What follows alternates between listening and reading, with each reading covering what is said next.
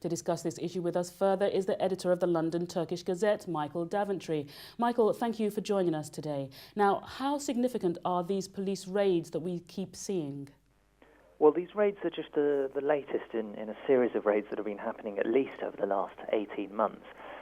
What's significant about them is who they've targeted, because they targeted the Telecommunications Directorate, and they also targeted TÜBİTAK, which is a body that looks into science and technological research.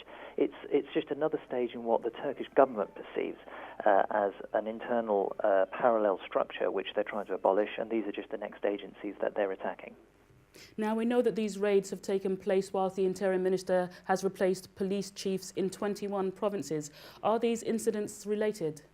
Well, it's all part of, as President Erdogan would tell you, it's part of these efforts to try and rein in the parallel state. So there is a connection in that sense. It's this narrative that's being built of a parallel structure that they're struggling against. However, there is a direct connection between those two in terms of the police operation.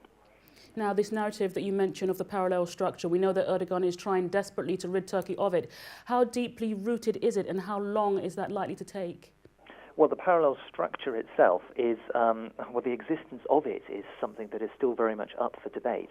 There are two very different competing narratives going on in Turkey, and even though the government's narrative is one of there being a parallel structure, people who are alleged to be a member of this will say, no, we're just simply opponents, and some would even say that they're actually supportive.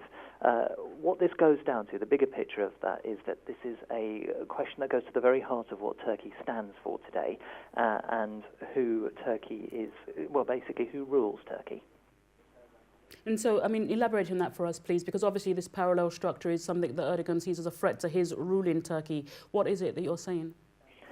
Well, what I'm saying is Turkish history has always been defined by competing forces. You've had the military, you've had a more conservative religious wing, you've also had a secularist wing, which was created by Kemal Atatürk back in the 1920s.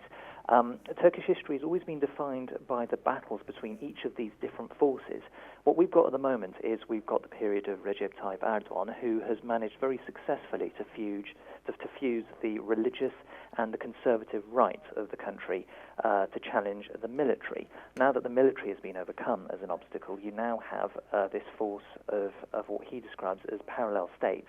This is basically his former ally, and he claims that the ministers, for example, which you haven't quite mentioned in your bulletin yet, but the 4 ministers who are being tried on corruption charges and are being voted on in Parliament as you and I speak, he says that they are the victim of a vendetta and a conspiracy theory against him. So that is, in essence, what the battle is all about. Michael Daventry, editor of the London Turkish Gazette, thank you very much for joining us today.